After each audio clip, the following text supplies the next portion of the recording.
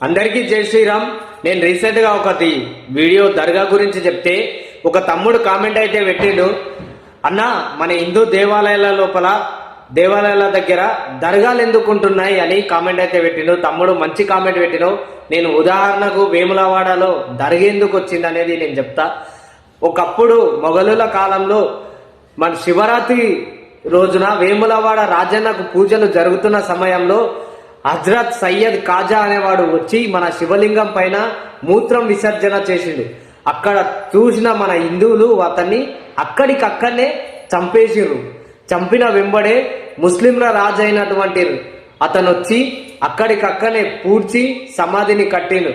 సమాధిని కడితే అతను ఒకటే వార్నింగ్, సూటిగా ఒకటే వార్నింగ్ మన హిందువులకు ఇచ్చిండు. ఏమని అంటే, మీరు మా సమాధిని అంటే దర్గాకు మొక్కిన తర్వాతనే మీరు మీ దేవునికి మొక్కాలి, లేదంటే సస్తారని పీకల మీద కత్తులు పెట్టి మరి బానిసత్వపు భయపడేలా చేసిరు. ఇప్పటికీ మన హిందువుల లోపల రక్తంలో బానిసత్వము అనేది అలాగే మరి ఉండిపోయింది. ఇప్పటికైనా అర్థం చేసుకోండి, ప్రతి ఒక్క దర్గాలు ఇలాగే తయారైనాయి ఎక్కడ పడితే అక్కడ.